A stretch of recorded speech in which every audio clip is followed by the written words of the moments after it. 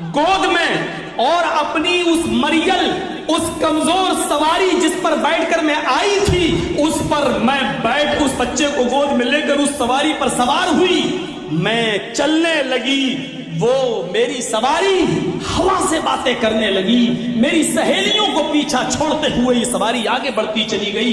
میری سہیلیاں پیچھے سے کہنے لگی، او بنت ابو زید ذرا رک جا، او ابو زید کی بیٹی ذرا رک جا، مجھے بھی تو اپنے اطیعوا اللہ واطیعوا الرسول واولی الامر منکم۔ السلام علیکم ورحمۃ اللہ وبرکاتہ۔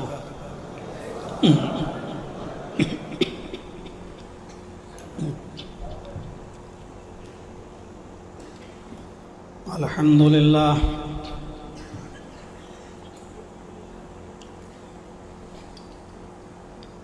الحمد للہ نحمدہ ونستعینہ ونستغفرہ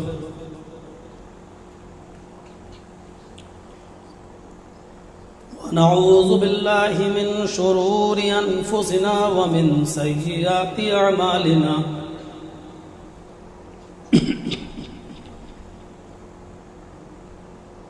من يهده الله فلا مضل له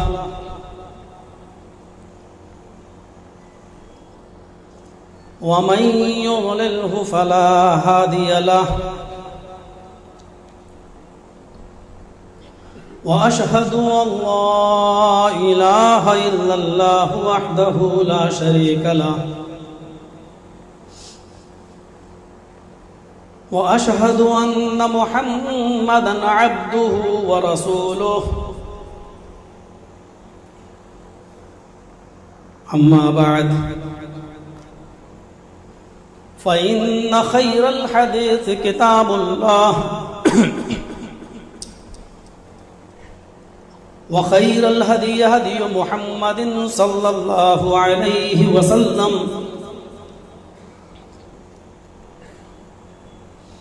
وشر الأمور محدثاتها وكل محدثة بدعة وكل بدعة ضلالة وكل ضلالة في النار۔ أعوذ بالله من الشيطان الرجيم، بسم الله الرحمن الرحيم۔ لقد كان لكم في رسول الله أسوة حسنة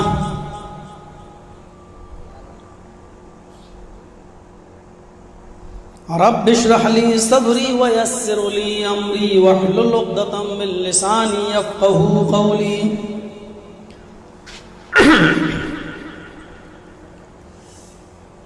اس عظیم الشان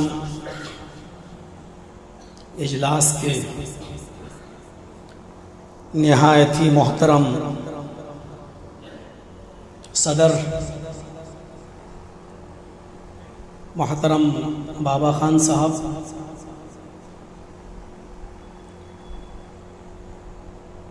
اسٹیج پر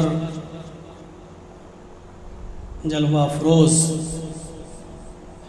نہایت ہی موقر و معزز علماء کرام، شہر گلبرگہ کے دیگر معزز احباب،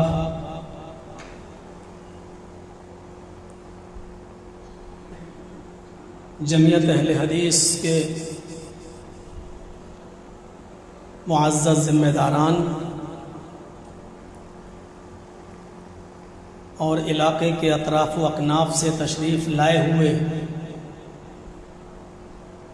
نہایت ہی محترم و معزز سامعین حضرات، شہر گلبرگہ یہ میرے لیے ایک نئی جگہ ہے۔ میں اس کے اطراف و اکناف میں اس سے پہلے آیا ہوں گا مجھے معلوم نہیں، لیکن آپ کے شہر میں، آپ کے اس ضلع میں یہ میری پہلی آمد ہے۔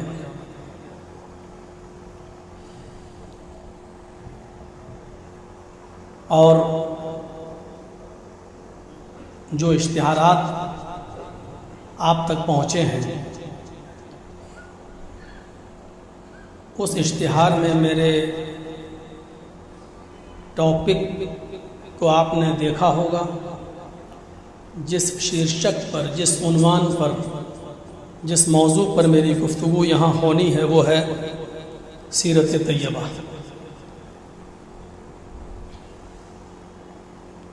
سیرت کا یہ موضوع بہت ہی حساس اور بہت ہی عمیق موضوع ہے۔ 1.5 گھنٹے، پونے 2 گھنٹے کی تقریر میں نبی اکرم صلی اللہ علیہ وسلم کی زندگی کے پورے حالات کو بیان نہیں کیا جا سکتا ہے۔ پھر سیرت طیبہ بھی اپنے اندر بڑی وسعت رکھتا ہے۔ سیرت پر گفتگو کرنا اور گفتگو کرنے سے پہلے یہ سوچنا پڑتا ہے کہ اس ٹاپک کو کہاں سے اٹھایا جائے اور پھر اس کو کہاں پر لے جا کر ختم کیا جائے۔ نبی اکرم صلی اللہ علیہ وسلم کی 63 سالہ زندگی، اور اس 63 سالہ زندگی میں وہ زندگی جو 40 سال کے بعد شروع ہوتی ہے، جس کو ہم نبوی زندگی بولتے ہیں، 40 سال سے لے کر 63 سال تک اس 23 سالہ زندگی کو، اور اس 23 سالہ زندگی کو کے بھی مختلف گوشے ہیں۔ آپ کی مکی زندگی کیا ہے، آپ کی مدنی زندگی کیا ہے۔ غرض یہ ہے کہ اس ٹاپک کو چھیڑنے سے پہلے اور گفتگو کرنے سے پہلے مقرر کے سامنے، خطیب کے سامنے بہت سی چیزیں سامنے ہوتی ہیں کہ وہ اس کو بھی بیان کرے، اس کو بھی بیان کرے، اس کو بھی بیان کرے، لیکن گھڑی کی سوئی بھی دیکھنا پڑتی ہے۔ میں نے قرآن کریم کی جو آیت میں نے آپ کے سامنے تلاوت کی ہے، وہ پوری آیت بھی میں نے نہیں پڑھی ہے، اس آیت کا ایک ٹکڑا میں نے آپ کے سامنے پڑھا ہے۔ لَقَدْ كَانَ لَكُمْ فِي رَسُولِ اللَّهِ أُسْوَةٌ حَسَنَةٌ۔ اللہ تبارک و تعالی نے اس آیت کے اندر نبی اکرم کی پوری زندگی کو، میں یوں کہوں تو غلط نہیں ہوگا کہ پھیلے ہوئے سمندر کو ایک چھوٹے سے پیالے کے اندر بند کر دیا ہے، اور شارٹ میں یہ کہہ دیا ہے کہ تمہارے لیے، اے مسلمانوں، تمہارے لیے محمد الرسول اللہ صلی اللہ علیہ وسلم کی زندگی میں نمونہ ہے، آئیڈیل ہے۔ تمہاری پوری زندگی کیسی گزرنی چاہیے،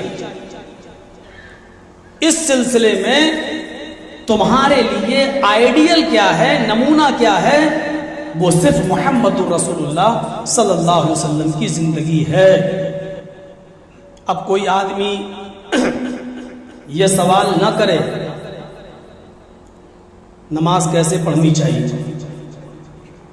روزہ کیسے رکھنا چاہیے، حج کیسے کرنا چاہیے، تم عبادیات کے معاملے میں پوچھتے ہو، اللہ نے تو یہاں تک کہہ دیا کہ پوری کی پوری زندگی تمہاری گزرنی چاہیے نبی اکرم صلی اللہ علیہ وسلم کے آئیڈیل کے مطابق، ان کے نمونے کے مطابق۔ صرف نماز اور روزے تک محدود مت کیجیے نبی کی زندگی کو. تمہارا اٹھنا، تمہارا بیٹھنا، تمہارا سونا، تمہارا جاگنا، تمہارا چلنا، تمہارا سفر کرنا، تمہارا شادی و نکاح کرنا، نکاح میں مہر رکھنا، شادی کے بعد بیوی کے ساتھ ازدواجی زندگی میں منسلک ہو جانے کے بعد بیوی کے ساتھ رہن سہن، بچوں کے ساتھ رہن سہن، پڑوسیوں کے ساتھ حسن سلوک، یتیموں اور بیواؤں کے ساتھ حسن سلوک، پانی کیسے پیا جائے، کھانا کیسے کھایا جائے، زمین اوپر چڑھیں تو کیا پڑھیں، نیچے اتریں تو کیا پڑھیں، یہ پوری کی پوری نبی کی زندگی، یہاں تک کہ پیشاب اور پائخانے کی بھی ضرورت اگر پیش آ جائے تو وہ بھی کس طریقے سے کیا جائے اور کیسے وہاں بیٹھا جائے اور کس طریقے سے قضائے حاجت سے فارغ ہوا جائے، ان تمام چھوٹے اور بڑے زندگی کے شعبوں میں، زندگی کی ان تمام برانچز کے اندر تمہارے لیے محمد رسول اللہ کی زندگی آئیڈیل ہے، ماڈل ہے، نمونہ ہے. ہم اپنی زندگی پر نظر ڈالیں، اپنے رہن سہن پر نظر ڈالیں. ہر مسلمان جو یہاں بیٹھا ہوا ہے وہ غور کرے کہ ہماری زندگی کیسی گزر رہی ہے. آج ہم سے ہمارا پڑوسی خوش نہیں ہے، آج ہم سے ہماری بیوی خوش نہیں ہے. بیوی خوش ہے تو ہمارے 4 بچے ہیں، 5 بچے ہیں، 5 بچے آج ہم سے خوش نہیں ہیں. ہماری 2-3 بیٹیاں ہیں، دونوں تینوں بیٹیاں ہماری ہم سے خوش نہیں ہیں. ہمارے رشتہ دار آج ہم سے خوش نہیں ہیں. ہم نظر ڈالیں اپنی زندگی پر اور پھر دیکھیں زندگی کے اندر کون سا ایسا ڈپارٹمنٹ ہے، کون سا ایسا شعبہ ہے جس شعبے کے اندر ہمیں محمد رسول اللہ صلی اللہ علیہ وسلم کی سیرت طیبہ ہماری رہنمائی کرتی ہوئی نظر نہیں آتی. اور سن لیجیے، کائنات کے اندر صرف محمد رسول اللہ صلی اللہ علیہ وسلم ہی وہ نبی رحمت ہیں، نبی مقدس ہیں کہ جن کی پوری زندگی کے ایک ایک منٹ اور ایک ایک سیکنڈ کے حالات محفوظ ہیں. نبی اکرم کی زندگی کے علاوہ آپ کسی کی بھی زندگی اٹھا کر دیکھ لیں، اس کی پوری زندگی کے حالات محفوظ نہیں ہیں. آپ کا اٹھنا، بیٹھنا، لیٹنا، سونا، جاگنا، کھانا، پینا، چلنا پھرنا، نماز، روزہ، حج، زکوٰۃ، شادی، ساری چیزیں آج حدیث کی کتابوں میں آج موجود ہیں. محدثین نے ایک ایک چیپٹر پر، ایک ایک نام پر چیپٹر باندھا، پورا باب قائم کر دیا ہے. اٹھتے کیسے تھے، بیٹھتے کیسے تھے، لیٹتے کیسے تھے، سوتے کیسے تھے. آج ہم چند گوشے جو نبی اکرم کی زندگی کے بتائیں گے، ان گوشوں پر آپ نظر ڈالیں. آج ہم اپنی زندگی پر دیکھیں، ہم اچھے بیٹے ہیں لیکن ہم اچھے باپ نہیں بن سکے. ہم اگر اچھے باپ ہیں اپنی اولاد کی نظر میں تو ہم اچھے شوہر نہیں بن سکے اپنی بیوی کی نظر میں. ہم اگر اچھے شوہر بن کر دکھائے تو اچھے بیٹے بن کر ہم نہیں دکھا سکتے. محمد رسول اللہ صلی اللہ علیہ وسلم کی پوری زندگی میں چند شعبے دیکھیے. آپ کسی کے بیٹے تھے، آپ کسی کے شوہر بھی تھے.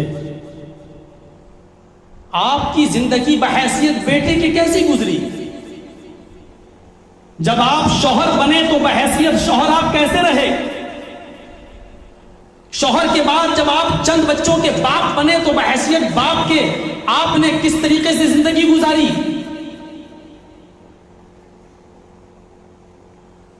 ایک بیوی اور بچوں کے لیے محنت و مزدوری کی اور بزنس کیا، تجارت کی، بحیثیت تاجر کے آپ کی زندگی کیسے گزری؟ عملی میدان میں آئیے تو آپ دیکھیے کہ آپ عملی میدان میں ایک بہت بڑے عابد کا رول بھی آپ نے ادا کیا.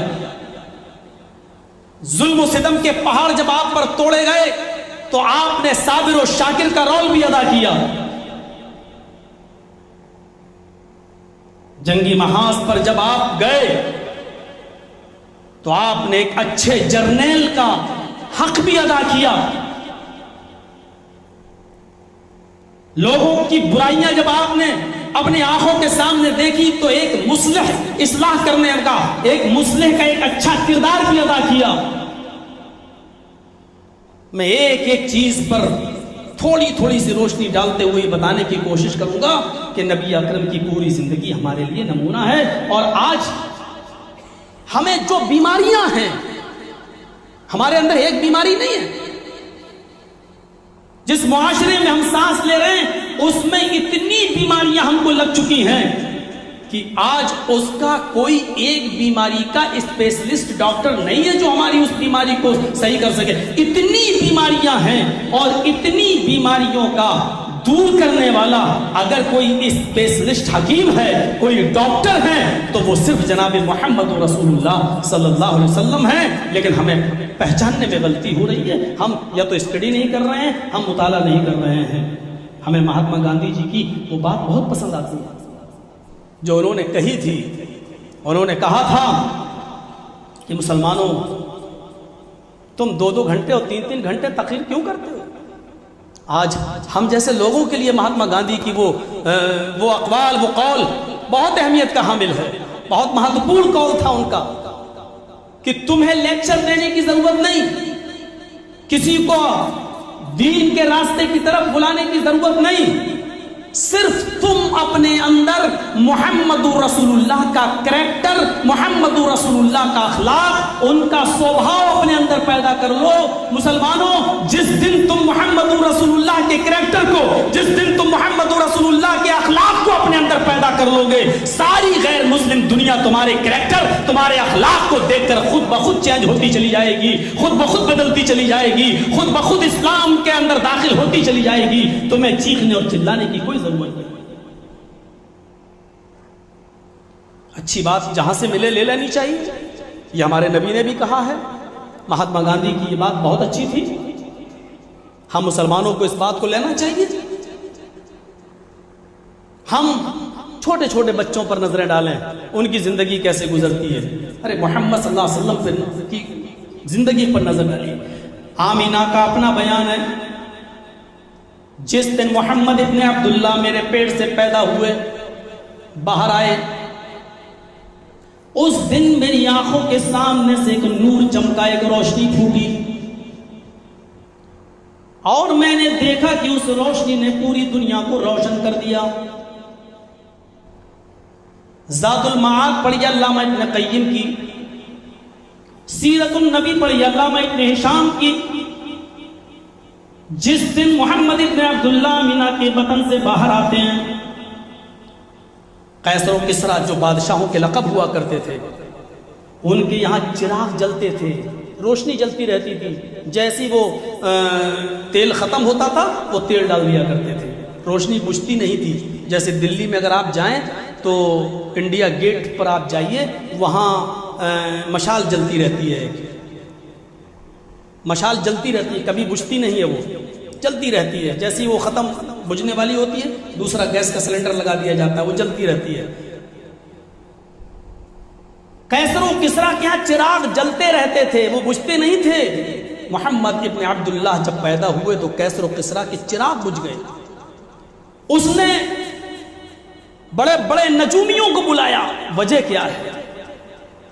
نجومیوں نے غور کیا، فکر، اپنی عقل کو ادھر ادھر دوڑایا، اور قیصر و کسریٰ کے بادشاہ سے فرمایا کہ میں اس نتیجے پر پہنچاؤں، تمہارے گھر میں، تمہارے ایوانوں میں جو چراغ جل رہے تھے یہ بجھ گئے ہیں اچانک. ان چراغوں کا بجھ جانا ہمیں اس بات کا میسج دے رہا ہے، اس بات کا پیغام دے رہا ہے، آج عرب کی سرزمین پر کوئی ایسی شخصیت پیدا ہو چکی ہے، کوئی ایسی شخصیت نے جنم لے لیا ہے، وہ اپنے ساتھ جو روشنی لے کر آئی ہے، اس روشنی کے ہوتے ہوئے اب کسی اور روشنی کی ضرورت نہیں ہے. اس لیے یہ چراغ تمہارے بجھ گئے. ان نجومیوں نے یہ بات کہی تھی. جھوٹے بھی کبھی کبھی سچ بولتے تھے. 1.5 مہینے کی عمر تھی. محمد ابن عبداللہ کو مکے کی آب و ہوا سے باہر کرنے کے لیے، مکے میں بیماریاں پھیلی ہوئی تھیں اور مکے کی عورتیں اپنے بچوں کو کسی دایا کے حوالے کر دیا کرتی تھیں دودھ پلانے کے لیے. کہیں دور، شہر سے دور یہ بچے چلے جائیں اور دیہاتوں میں رہیں، وہاں عورتیں ان کی پرورش کریں، اور جب بچے 4-5 سال کے ہو جائیں تو واپس کر جائیں. ان کی اجرت و مزدوری ان کو دے دی جاتی تھی. قبیلہ بنو سعد سے کچھ عورتیں چلیں، مکے میں داخل ہوئیں. اس میں ایک عورت کا نام حلیمہ بھی تھا. حلیمہ بھی چلی، مکے میں داخل ہوئی.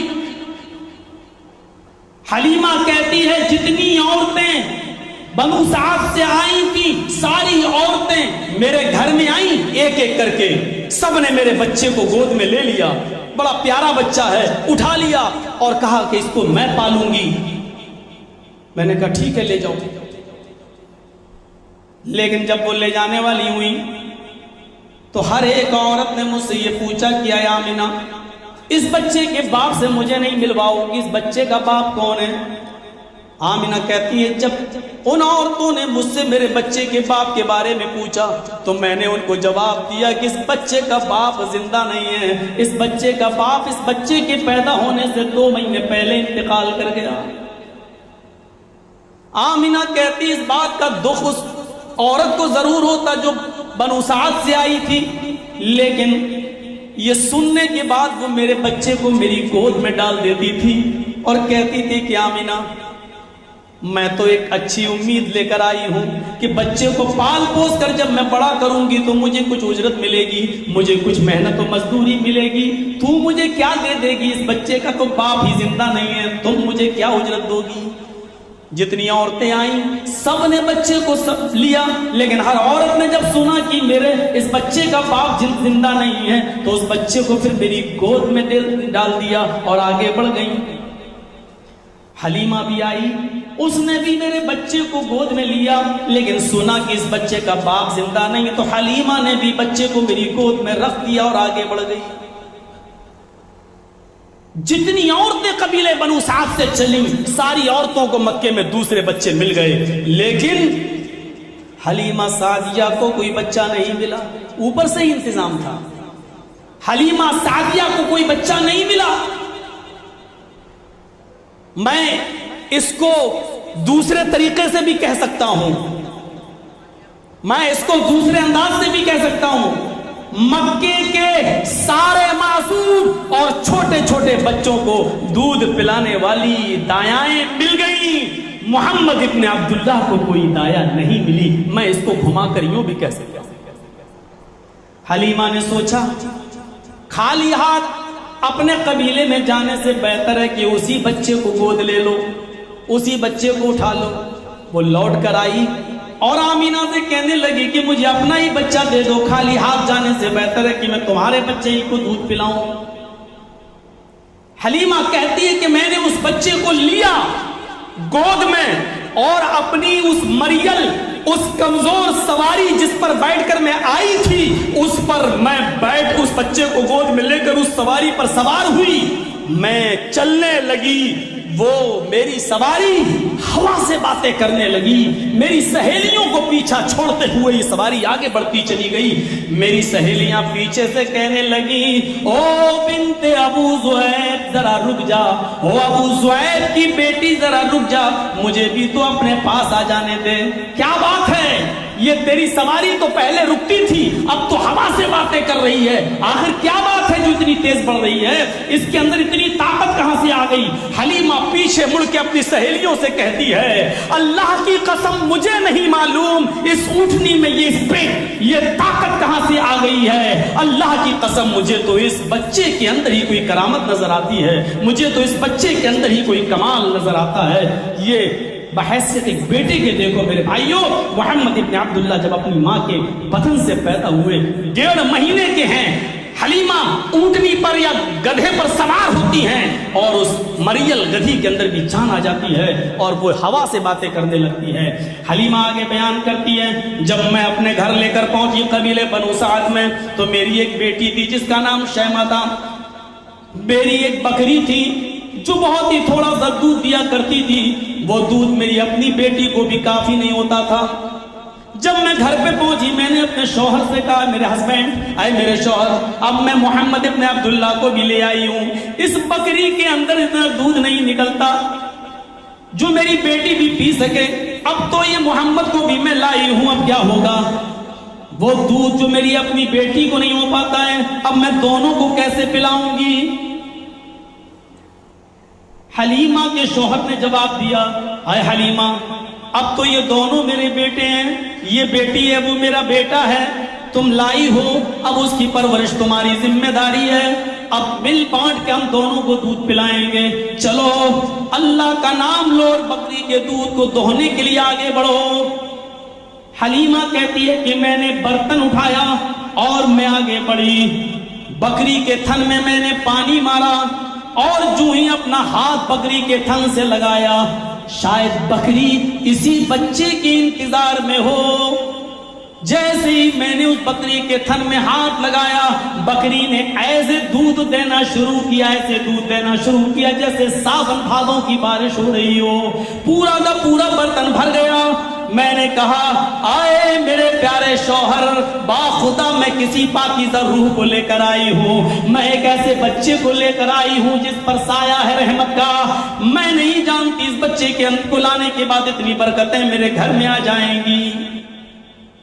حلیمہ کہتی ہے، جب پرورش کرتے کرتے اس بچے کو پالتے پالتے محمد ابن عبداللہ کی عمر 4 سال ہو گئی تو محلے کے اور بچوں کے ساتھ اور میری بیٹی شیمہ کے ساتھ محمد ابن عبداللہ جنگل میں چلے گئے۔ آگے چل کر ان کو بھی بکریاں چرانا تھی، اس لیے ان کو یہ ہنر سکھایا جا رہا تھا، جنگل کے نشیب و فراز سے آگاہ کرنے کی عادت ڈالی جا رہی تھی۔ 4 سال کی عمر میں محمد ابن عبداللہ محلے کے بچوں کے ساتھ جب جنگل میں جاتے ہیں، وہاں ایک عجیب حادثہ پیش آتا ہے، ایک فرشتہ انسانی شکل میں آتا ہے اور محمد ابن عبداللہ سے کہتا ہے، تمہارا نام کیا ہے؟ آپ نے جواب دیا محمد۔ وہ آپ کو ایک ٹیلے ایک پہاڑی کے نیچے لے جاتا ہے، سارے بچے اس منظر کو دیکھتے ہیں، اس نے محمد ابن عبداللہ کو زمین پر لٹا دیا اور سینہ چاک کر دیا، دل آپ کا نکالا۔ محمد ابن عبداللہ، محمد رسول اللہ صلی اللہ علیہ وسلم نے نبی بننے کے بعد فرمایا کہ مجھے وہ منظر آج بھی اللہ تعالیٰ میرے دماغ میں ڈالتا ہے، مجھے وہ نقشہ آج بھی یاد آ جاتا ہے۔ 4 سال کی عمر میں اس دل کو نکالا اور فرمایا دوسرے فرشتے سے کہ زمزم کا پانی لاؤ، مائے زمزم لایا گیا اور اس سے میرے دل کو دھویا گیا اور میرے دل میں گوشت کا ایک لوتھڑا تھا، اس کو نکالا گیا اور فرشتے نے اس دل کے لوتھڑے کو نکال کر پھینک دیا۔ علامہ ابن قیم نے زاد المعاد میں لکھا ہے، وہ دل میں گوشت کا وہ لوتھڑا ہر انسان کے دل میں ہوتا ہے اور اسی میں کینہ ہوتا، بغض ہوتا ہے، عداوت ہوتی ہے، دشمنی ہوتی ہے، ایک دوسرے سے جو دشمنی، ایک دوسرے سے جو عداوت، ایک دوسرے کے خلاف جو ہمارے دلوں میں جو امنگیں آتی رہتی ہیں، یہ اسی گوشت کے لوتھڑے کی دین ہوتی ہے۔ اس گوشت کے لوتھڑے کو نکالا اور اس کو پھینک دیا تاکہ محمد رسول اللہ کا دل بالکل پاک و صاف کر دیا جائے۔ زمزم کے پانی سے دھویا اور پھر دل کو میری جگہ پر رکھ کر سینے پہ ہاتھ پھیر دیا گیا۔ بچوں نے جب اس منظر کو دیکھا وہ دوڑتے ہوئے بھاگتے ہوئے بکریاں چھوڑ کر سیدھے اپنے قبیلے میں جاتے ہیں اور حلیمہ کے گھر پہنچتے ہیں۔ حلیمہ کہتی ہے کہ میں روٹیاں بنا رہی تھی، آٹا گوندھ رہی تھی، بچوں کو میں نے پسینہ پسینہ دیکھا، میں نے کہا کیوں گھبرائے ہوئے ہو اور تم اکیلے یہاں چلے آئے ہو دوڑتے ہوئے، تم میں محمد نہیں دکھائی دے رہے ہیں۔ ان تمام بچوں نے چیختے ہوئے جو جواب دیا وہ جواب زاد المعاد میں ابن قیم نے نقل کیا ہے۔ ان بچوں نے کہا ماں قتل محمد، محمد تو مار ڈالے گئے، محمد تو قتل کر دیے گئے، جنگل میں کسی نے محمد کا قتل کر دیا۔ حلیمہ کہتی ہے کہ میرے پیروں کے نیچے سے زمین سرک گئی، میں عبد المطلب کو کیا جواب دوں گی، میں ابو طالب کو کیا جواب دوں گی، میں آمینہ کو کیا جواب دوں گی۔ میں بھاگی ابن قیم کے الفاظ ہیں زاد المعاد میں، عجلت درعہا، جلد بازی میں اس نے اوڑھنی بھی نہیں اوڑھی اپنے سر پر، پیروں میں چپل بھی نہیں پہنی اور ننگے پیروں سے جنگل کی طرف بھاگ گئی. کبھی اس جھاڑی میں دیکھتی کبھی اس جھاڑی میں دیکھتی. اچانک اس کی نظر ایک پہاڑی کے نیچے پڑتی ہے. کیا دیکھتی ہے؟ محمد ابن عبداللہ ٹہلتے ہوئے خرامہ خرامہ چلے آ رہے ہیں. چہرے کا رنگ پیلا ہے، چلنے میں کمزوری اور نقاہت ہے. دوڑتی ہوئی گئی، محمد ابن عبداللہ کو اپنے سینے سے لگایا اور کہا بیٹے کیا ہوا؟ حلیمہ کہتی ہیں جب بچوں نے مجھ سے کہا کہ محمد قتل کر دیے گئے، مجھے اتنا تعجب نہیں ہوا جتنا تعجب مجھے اس بات پر ہوا جب محمد ابن عبداللہ سے میں نے پوچھا کہ تمہارے ساتھ کیا ہوا. انہوں نے مجھے بتایا ماں ایک آدمی آیا، اس نے مجھ سے پوچھا کہ تمہارا نام کیا ہے. میں نے کہا محمد. وہ مجھے پہاڑی کے نیچے لے گیا، اس نے میرے سینے کو چاک کیا، اس نے میرا دل نکالا، اس نے گوشت کا ایک لوتھڑا نکالا پھینک دیا، دل کو میرے زمزم کے پانی سے دھویا اور اس نے دوسرے فرشتے سے کہا کہ زمزم کا پانی لاؤ. میں یہ سب سن رہا تھا. اس نے میرے دل کو زمزم کے پانی سے دھویا، میں یہ دیکھ رہا تھا. اس نے میرے دل کو میرے اپنے اصل مقام پہ رکھا اور اس نے ہاتھ اپنا پھیر دیا، میں صحیح ہو گیا. حلیمہ کہتی ہے محمد ابن عبداللہ نے جب اپنی زبان سے یہ باتیں بتائیں تو مجھے بڑا تعجب ہوا. میں ڈر گئی کہیں محمد ابن عبداللہ کے ساتھ کوئی حادثہ نہ ہو جائے. یہ ایسی ایسی چیزیں بتاتے ہیں. آمینہ کہتی ہے پھر مجھے ڈر ہوا، باوجود اس کے کہ اس محمد ابن عبداللہ سے میرے گھر میں بڑی بڑی برکتیں ہوتی تھی، لیکن کوئی حادثہ اس کے ساتھ نہ ہو جائے. میں محمد ابن عبداللہ کو آمینہ کے پاس لے آئی اور میں نے کہہ دیا آمینہ اب تو اپنے بیٹے کو سنبھال. یا ایسی ایسی باتیں بتاتا جو میرے دل و دماغ میں اترتی نہیں ہیں، میرے دل و دماغ میں بیٹھتی نہیں ہیں. اے آمینہ تو اپنے بچے کو سنبھال، اگر اس کو کچھ ہو گیا تو میں تجھے کیا جواب دوں گی. 4 سال کی عمر میں، بعض سیرت نگاروں نے اس کو 6 سال کی عمر میں بھی لکھا ہے. 6 سال کی عمر میں محمد ابن عبداللہ اپنی ماں کے ساتھ مدینہ آئے. یہ پہلا سفر تھا آپ کا 6 سال کی عمر میں، کیونکہ آمینہ کا مائکہ یعنی محمد ابن عبداللہ کا ننیال مدینے میں تھا، جس کا پرانا نام یثرب تھا. مدینے میں آمینہ اپنے گھر مائکے آئیں تو محمد ابن عبداللہ کو اپنے ساتھ لے کر آئیں. 1 مہینہ مدینے میں رہتے ہیں محمد ابن عبداللہ، اپنے نانا ماموں کے ہاں رہتے ہیں. اس کے بعد جب آمینہ مکے کی طرف چلی، اپنی سسرال کی طرف چلی، عبد المطلب کے دیے ہوئے مکان کی طرف چلی، مکے کی طرف آئی. مدینے سے چلتے ہوئے مکے کی طرف آ رہی ہیں تو راستے میں ایک مقام پڑتا ہے، اس مقام کا نام ہے مقام ابوا. مقام ابوا وہی محمد ابن عبداللہ کے باپ عبداللہ کی قبر ہے. مقام ابوا پر آمینہ نے کہا بیٹے چلو، تم بار بار مجھ سے روزانہ پوچھتے ہو میرے ابو کہاں ہیں، میرے ابو کہاں ہیں، اور میں کہتی ہوں تمہارے ابو بہت دور چلے گئے. آج میں تمہیں تمہارے ابو کی قبر دکھاتی ہوں. چلو. یہاں ایک اور حادثہ پیش آتا ہے. آمینہ جب محمد ابن عبداللہ کو اپنے بیٹے کو اپنے شوہر کے قبر کے پاس لے کر آئیں اور اشارہ کرتی ہے بیٹے تمہارے باپ اس قبر کے اندر ہیں. 6 سال کا بچہ اتنا تو جانی جاتا ہے کہ جو اس قبر میں چلا جاتا ہے وہ جلدی نہیں اٹھتا ہے. ہاں اس کو سہارا دے دو اور اس کو کہانیاں پڑھائی جا سکتی ہیں.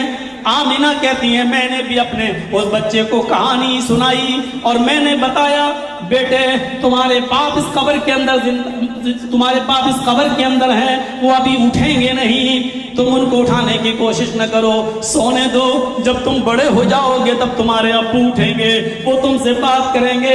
ایک بیٹے کو جس طریقے سے سمجھایا جا سکتا تھا سمجھایا، لیکن سمجھانے میں وہ اپنے شوہر کی قبر کو قریب سے دیکھتی ہیں تو خود برداشت نہیں کر پاتی ہیں اپنے شوہر کے صدمے کو، اور وہیں پر ان کو اٹیک پڑتا ہے. سیرت النبی میں علامہ ابن ہشام نے لکھا ہے، رحمت اللہ عالمین میں قاضی سلیمان منصور پوری رحمت اللہ علیہ نے لکھا ہے، وہیں پر آمینہ کو اٹیک پڑتا ہے، غشیخہ گر زمین کے اوپر گر جاتی ہیں، اور جیسی آمینہ زمین کے اوپر گرتی ہیں ان کی روح بھی قبض عنصری سے پرواز کر جاتی ہے، آمینہ بھی انتقال کر جاتی ہیں۔ اپنے باپ کی قبر کو دیکھتے دیکھتے اسی جگہ پر محمد ابن عبداللہ نے اپنی ماں کو بھی دیکھا کہ اس کی بھی جان جعفری کے سپرد ہو گئی، میری ماں بھی چل بسی۔ دادا نے سنبھالا، 2 سال تک دادا نے سنبھالا عبد المطلب نے، لیکن 8 سال کی جب عمر ہوئی تو دادا بھی اس دنیا سے چل بسے۔ بحیثیت بیٹے کی میں بتانا چاہتا ہوں، جب محمد رسول اللہ صلی اللہ علیہ وسلم کو نبوت ملی اور رسالت ملی تو دیکھیے نبی بننے کے بعد مسلم شریف کی حدیث پڑھیے، کتاب الجنائز کا چیپٹر دیکھیے، ایک دن محمد رسول اللہ صلی اللہ علیہ وسلم نے اپنی ماں کو یاد کرتے ہوئے اپنی نظریں آسمان کی طرف ڈالی اور اپنے رب سے اپنے ماں کی مغفرت کی اجازت مانگی کہ میں اپنی ماں کی مغفرت کی دعا کروں۔ مسلم شریف کتاب الجنائز کے الفاظ ہیں، استاذنت ربی ان استغفر لأمی، میں نے اپنے رب سے اجازت طلب کی، اے میرے پروردگار مجھے اس بات کی اجازت دے کہ میں اپنے ماں کے لیے مغفرت کی دعا کروں، میں اپنے ماں کے لیے بخشش کی دعا کروں۔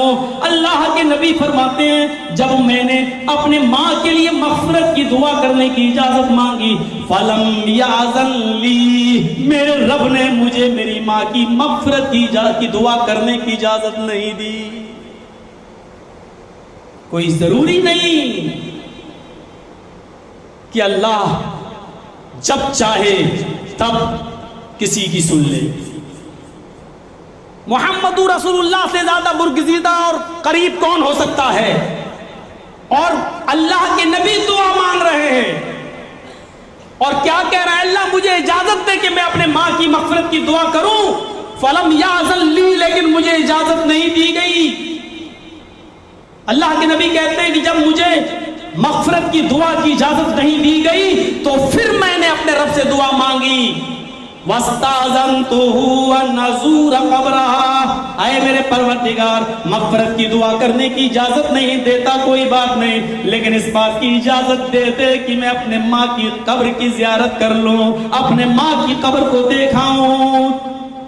اللہ کے نبی صلی اللہ علیہ وسلم فرماتے ہیں کہ اللہ تعالیٰ نے مجھے میری ماں کی قبر کی زیارت کی اجازت دے دی۔ جب قبر پہ جاتے ہیں اپنے ماں کی، اور اللہ کے رسول جب اپنے ماں کی قبر کو دیکھتے ہیں، مسلم شریف کتاب الجنائز کے الفاظ ہیں، مغفرت کی دعا تو کر نہیں سکتے تھے کیونکہ اجازت نہیں ملی، لیکن ماں کی فرط محبت میں، ماں کی جدائی میں اتنے آنسو آئے کہ جو صحابہ آپ کے ارد گرد تھے کہتے ہیں کہ نبی اکرم کی آنکھوں سے نکلنے والے آنسوؤں کو دیکھ کر سارے صحابہ کے آنکھوں میں آنسو آ گئے۔ نبی اکرم اتنا روئے کہ نبی اکرم کو روتا ہوا دیکھ کر سارے صحابہ بھی رونے لگے۔ میرے بھائیوں، بیٹے ہونے کی حیثیت سے ایک محمد ابن عبداللہ کتنے کھڑے اترتے ہیں۔ آج ہم اپنی زندگیوں پر نظر ڈالیں، ہم کسی کے تو بیٹے ہوں گے، یہاں جتنے ہیں، جتنے بیٹھے، ہم اور آپ سب کسی کے بیٹے ہیں۔ بغیر باپ کے تو وجود میں ہم آئے نہیں، ہم لوگ کسی نہ کسی کے بیٹے ہیں۔ اور جتنے لوگ یہاں بیٹھے وہ دیکھیں کہ ان کے باپ کے ساتھ ان کا کردار کیا ہے، وہ دیکھیں ان کی ماں کے ساتھ ان کا رہن سہن کیا ہے۔ محمد ابن عبداللہ کو دیکھیے، نبی بننے کے بعد بھی، رسول بننے کے بعد بھی مغفرت کی دعا کی اجازت مانگ رہے نہیں ملتی ہے، قبر کی زیارت کی اجازت مانگتے مل جاتی ہے تو جا رہے ہیں، اور جانے کے بعد اپنے ماں کی جدائی میں رو رہے ہیں، اتنا روئے کہ آپ کے رونے کو دیکھ کر صحابہ کرام رونے لگے۔ بحیثیت بیٹے کے آپ پورا کھڑا اترتے ہیں۔ اور چلیے ایک ایک چیز پر اگر ہم گفتگو کریں گے تو پتہ چلا کہ ابھی ٹائم ختم۔ آئیے ایک دوسرا نقطہ اٹھاتے ہیں۔ بیٹے کے بعد یہ بیٹا بڑے ہو کر جب جوان ہوتا ہے تو پھر اس کی شادی ہوتی ہے، شادی جب ہوتی ہے تو پھر کسی کا شوہر بنتا ہے۔ شوہر ہونے کی حیثیت سے دیکھیں، ہم اور آپ میں اکثر لوگ یہاں شادی شدہ ہوں گے، وہ کسی کے شوہر ہوں گے، وہ دیکھیں کہ آج ان کا رہن سہن اپنی بیوی کے ساتھ کیسا ہے۔ اور آئیڈیل ہے محمد رسول اللہ، آؤ ہم دکھائیں محمد رسول اللہ کا رہن سہن کیسا ہے۔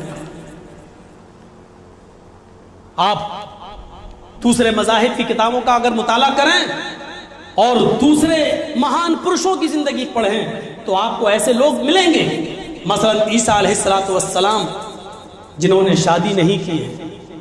آج کوئی پوچھے کہ شادی آپ کے ہاں کیسے ہوتی ہے، ان کے پاس کوئی قانون نہیں ہے۔ پوچھو آج عیسائیوں سے کہ تم شادی کے بعد بیوی کے ساتھ کس طرح رہنا چاہیے، مذہبی طریقے سے بتاؤ، تو آج ان کے پاس کوئی طریقہ نہیں ہے، کیونکہ عیسیٰ علیہ السلام نے شادی نہیں کی تھی۔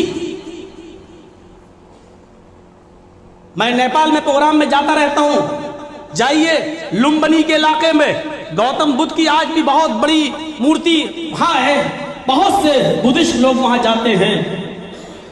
گوتم بدھ نے شادی کی تھی، ان کا ایک بیٹا بھی تھا، اس بیٹے کا نام راہل تھا، لیکن زندگی کے بیچوں بیچ میں گوتم بدھ اپنی بیوی کو چھوڑ دیتے ہیں، اپنے بیٹے کو چھوڑ دیتے ہیں اور جنگل کی راہ اختیار کر لیتے ہیں۔ ستیہ کو تلاش کرنے کے لیے، سچائی کو ڈھونڈنے کے لیے دنیا و مافیہ سے تعلق ختم کر لیتے ہیں اور جنگل میں اپنی پوری زندگی گزار دیتے ہیں، اپنے بیوی اور بچے کی طرف مڑ کر نہیں دیکھتے ہیں۔ ہمیں ایسی زندگی بھی دکھائی دیتی ہے میرے بھائیوں، لیکن ہم ایک طرف محمد رسول اللہ صلی اللہ علیہ وسلم کی زندگی پر نظر ڈالیں۔ 25 سال کی عمر میں آپ پہلی شادی کرتے ہیں، کس سے؟ حضرت خدیجہ سے۔ عمر کتنی ہے؟ 40 سال۔ کس کی؟ خدیجہ کی۔ جبکہ ہر نوجوان کی چاہت یہ ہوتی ہے کہ وہ کسی کنواری لڑکی سے شادی کرے، لیکن محمد ابن عبداللہ شادی کس سے کر رہے ہیں؟ دو شوہروں کی بیوہ سے۔ خدیجہ کے ایک شوہر کا انتقال ہوا، انہوں نے دوسری شادی کی، دوسرے شوہر کا بھی انتقال ہو گیا۔ خدیجہ نے اعلان کر دیا میں شادی نہیں کروں گی، میں منحوس ہو چکی ہوں، میں جس سے شادی کرتی ہوں وہ آدمی مر جاتا ہے، میں نہیں شادی کروں گی۔ لیکن جب محمد ابن عبداللہ خدیجہ کا مال ملک شام لے جا کر بیچنے لگے، امانت داری کے ساتھ ان کی رقم واپس کرنے لگے، بہت ایمانداری کے ساتھ آپ نے خدیجہ کے مال سے بزنس شروع کیا۔ خدیجہ رضی اللہ تعالیٰ عنہ نبی اکرم کی ایمانداری، نبی اکرم کی صداقت، نبی اکرم کی سچائی کو دیکھ کر کنٹرول نہیں کر سکی اپنے دل پر، اور انہوں نے اپنی خادمہ کے ذریعے، اپنی ملازمہ کے ذریعے، اپنی خادمہ کے ذریعے محمد ابن عبداللہ کو نکاح کا پیغام دے دیا۔ 25 سال کی عمر میں بھی محمد ابن عبداللہ نے خدیجہ کی خادمہ کو جواب یہ دیا، خدیجہ میرے ساتھ شادی کرنا چاہتی ہے، مجھے تو کوئی اعتراض نہیں، لیکن شادی کرنے سے پہلے مجھے اپنے چچا ابو طالب سے مشورہ کرنا ہوگا، جب تک میرے چچا مشورہ نہیں دیں گے تب تک میں شادی نہیں کر سکتا۔ یہ نصیحت ہے ان نوجوانوں کو جو آج اپنی مرضی سے نکاح کر رہے ہیں، آج وہ اپنی مرضی سے چوائس کر کے، ماں باپ کہتے نہیں لیکن وہ اپنی مرضی سے نکاح کر رہے ہیں، اپنے ماں باپ کے تجربے سے میرے بھائیو فائدہ اٹھائیے، ان کو تجربہ ہوتا ہے۔ محمد ابن عبداللہ چاہتے تو اپنی مرضی سے نکاح کر سکتے تھے، لیکن آپ نے کہا میرے باپ نہیں ہے، میری ماں نہیں ہے، میرے چچا ابو طالب نے میری پرورش کی ہے، میرے لیے تو بڑے وہی ہیں، جب تک میرا بڑا جس کا ہاتھ میرے سر پر ہے جب تک وہ مشورہ نہیں دے گا میں نکاح نہیں کر سکتا۔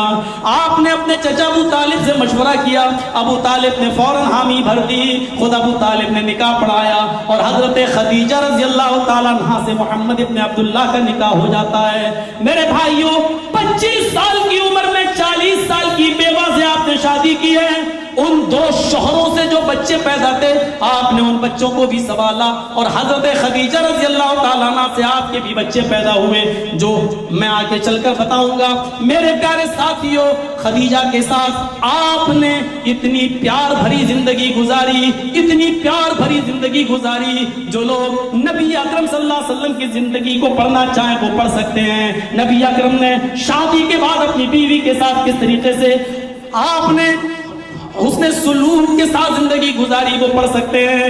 اللہ حضرت خدیجہ جب تک زندہ رہی، وہ بوڑھی عورت جب تک زندہ رہی، وہ بیوہ عورت جب تک زندہ رہی، اللہ کے رسول صلی اللہ علیہ وسلم کو اتنا پیار دیا، اتنا پیار دیا، اتنا پیار دیا کہ اللہ کے نبی صلی اللہ علیہ وسلم خود فرماتے ہیں کہ خدیجہ کی زندگی میں दूसरी शादी करने के बारे में सोचा भी नहीं था मैंने, दूसरा निकाह के बारे में मेरा वहमो गुमान भी नहीं गया, मैंने कभी सोचा भी नहीं था कि मैं दूसरी शादी करूं। गौर करो एक बीवी ने कितना प्यार दिया होगा, कितना प्यार, कितना। आप इस बात से अंदाजा लगा सकते हैं, इस बात से अंदाजा लगा सकते हैं कि एक मर्तबा कुर्बानी का गोश्त जब बनकर सामने आया और हजरत खदीजा इस दुनिया में जिंदा नहीं है, खदीजा अल्लाह को प्यारी हो चुकी हैं। अल्लाह के नबी ने दूसरी जब शादियां की और आयशा सिद्दीका जब निकाह में आई, कुर्बानी का महीना आया, आपने ऊंट की कुर्बानी की, ऊंट का गोश्त जब बनकर सामने आया, हजरत आयशा ने गरम गरम गोश्त आपके सामने रखा, आपने ऊंट के गोश्त को उठाया, हड्डी लगा हुआ गोश्त उठाया और आप अपने मुंह तक ले गए, लेकिन फिर उसी प्याले में रख दिया और आपकी आंखों में आंसू आ गए, आप रोने लगे, आपने गोश्त नहीं खाया, उठकर चले गए और बिस्तर पर लेट गए।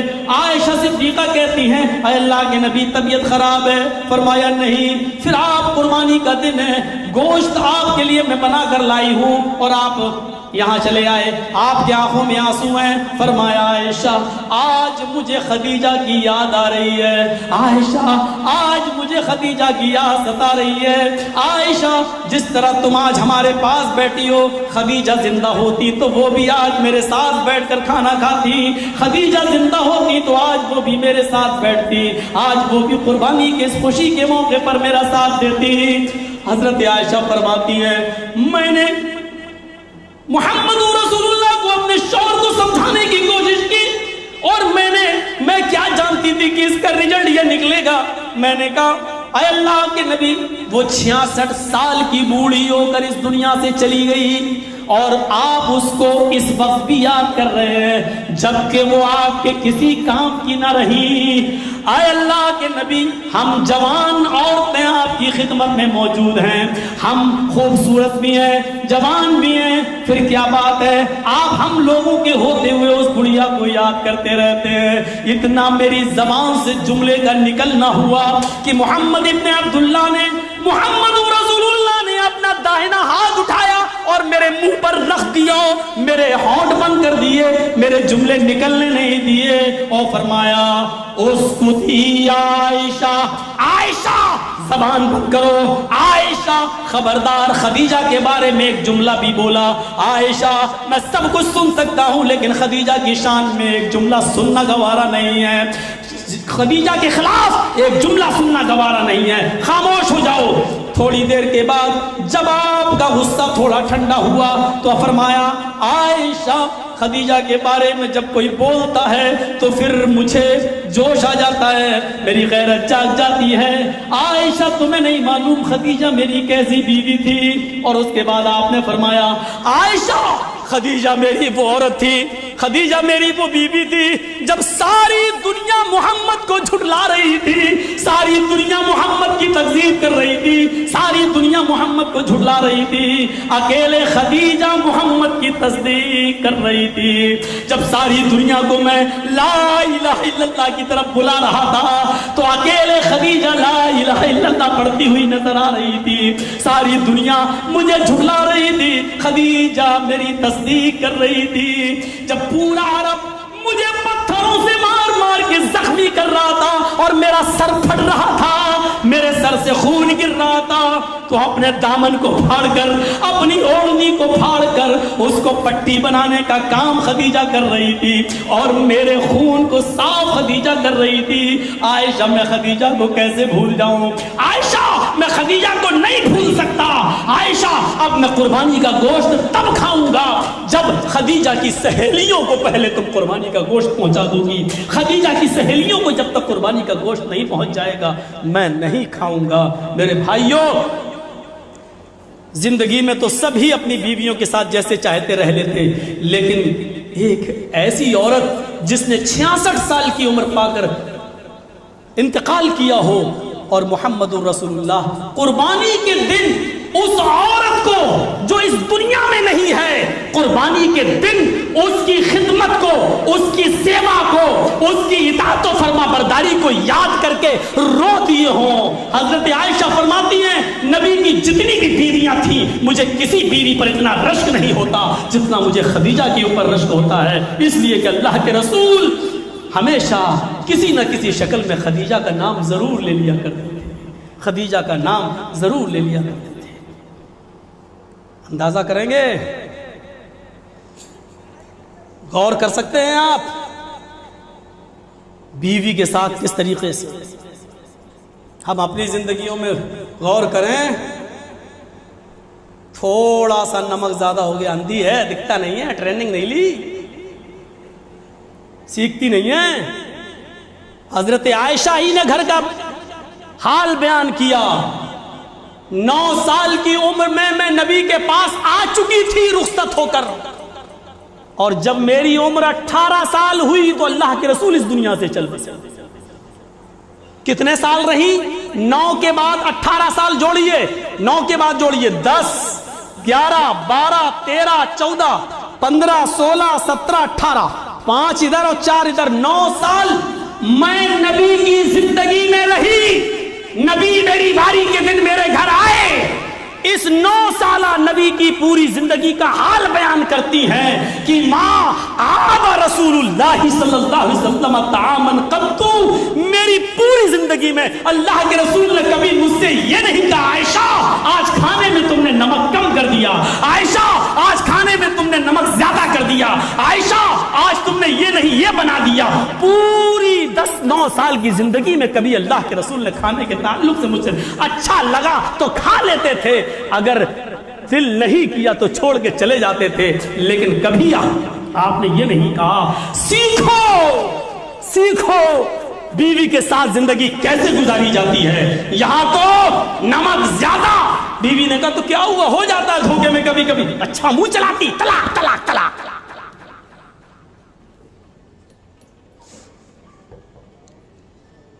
لائٹ گئی تو میں عرض یہ کر رہا تھا کہ ہمیں سیکھنا چاہیے۔ آج تھوڑا غصہ آیا، اچھا بحث کر رہی ہے، غصے میں طلاق طلاق طلاق۔ سیکھو، میں نے کہا تھا نا شروع میں، پوری زندگی نبی کی آئیڈیل ہے، نمونہ ہے، آپ اپنی بیوی کے ساتھ کس طرح رہے سیکھو۔ ایک اور واقعے کی طرف آئیے، صحیح بخاری کی۔ یہ تو وہ بیوی تھی جو عمر میں بڑی تھی، خدیجہ، جن کو آپ نے ان کے انتقال کے بعد بھی آپ فراموش نہیں کر سکے۔ ایک بیوی تھی جو عمر میں بہت چھوٹی تھی، عائشہ۔ بہت سی کتابیں لکھی گئی مخالفت میں، محمد رسول اللہ کو شادی نہیں کرنی چاہیے تھی عائشہ سے، میں اس طرف نہیں جانا چاہتا، صرف یہ ضرور بتانا چاہتا ہوں کہ جب بیوی کو کوئی اعتراض نہیں ہے اور اپنے شوہر سے کسی قسم کی کوئی شکایت نہیں ہے تو پھر دنیا کو منہ نہیں چلانا چاہیے۔ حضرت عائشہ صدیقہ اپنا واقعہ بیان کرتی، یہیں سے محبت کا اندازہ لگائیے کیا محبت تھی آپ کی۔ فرماتی ہیں کہ اللہ کے رسول صلی اللہ علیہ وسلم جب بھی کہیں سفر کرتے تھے تو اپنی بیویوں کے نام قرآ ڈالتے تھے، جس بیوی کا نام نکلتا تھا سفر میں اس بیوی کو اپنے ساتھ لے کر چلتے تھے۔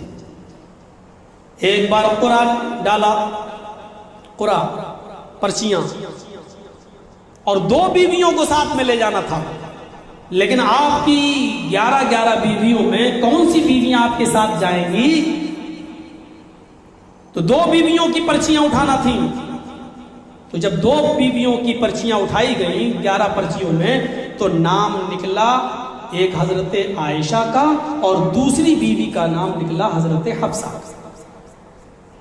اب ان دونوں بیویوں کو آپ اپنے ساتھ سفر پہ لے گئے۔ اب ان میں بھی قرآن اندازی ہوئی کہ ان میں آپ کس کے ساتھ جائیں گے؟ دونوں بیوی ہیں، ایک اونٹ پر دونوں بیویوں کو سفر نہیں کر سکتے تھے۔ حفصہ کے پاس اپنا ایک اونٹ تھا، عائشہ کے پاس اپنا ایک اونٹ تھا۔ اب نبی اکرم کس کے ساتھ جائیں گے؟ ان دونوں میں جب قرآن اندازی ہوئی تو عائشہ کا نام نکلا۔ اللہ کے رسول عائشہ کے ساتھ چلتے تھے، سفر کرتے گئے، باتیں کرتے گئے، سفر کرتے گئے، باتیں کرتے گئے۔ خاموشی کے ساتھ بھی کبھی کبھی سفر کیا، ایک جگہ پڑاؤ ڈالا گیا، ضرورت سے فارغ ہو لیا جائے۔ اللہ کے نبی قضاء حاجت کے لیے، فراغت کے لیے چلے گئے۔ یہاں دونوں بیویوں نے صلاح کر لی، حفصہ نے اور عائشہ نے، ایسا کرو ہم تم دونوں اونٹ کو بدل لیں، ایک ہی اونٹ پر اللہ کے رسول اور ہم دونوں سوار ہوئے، یہ تھک گیا ہوگا، تم تو اپنے اونٹ پر اکیلے سوار ہوئی ہو، اس لیے تمہارا اونٹ اتنا نہیں تھکا جتنا میرا، ایسا کرو کہ ہم لوگ اونٹ بدل لیتے ہیں، چینج کر لیتے ہیں، تم میرا اونٹ لے لو، میں تمہارا اونٹ لے لیتا ہوں۔ حضرت حفصہ نے کہا کوئی اعتراض نہیں۔ حضرت عائشہ نے اونٹ چینج کر لیا، حفصہ کا اونٹ عائشہ نے لے لیا اور عائشہ صدیقہ کا اونٹ حفصہ نے لے لیا۔ اب سنیے کیا ہوا، اللہ کے نبی صلی اللہ علیہ وسلم پہچانتے تھے حضرت عائشہ کا اونٹ کون سا ہے، تو اللہ کے رسول صلی اللہ علیہ وسلم جب آئے تو حضرت عائشہ کے اونٹ کے پاس آئے، کیونکہ انہی کے ساتھ سفر کرنا تھا، لیکن اس کے اوپر حفصہ بیٹھی ہوئی تھی، اونٹ چینج ہو چکا۔ حفصہ پیچھے بیٹھ گئی اور اللہ کے رسول چل دیے اور خاموشی کے ساتھ چلتے رہے۔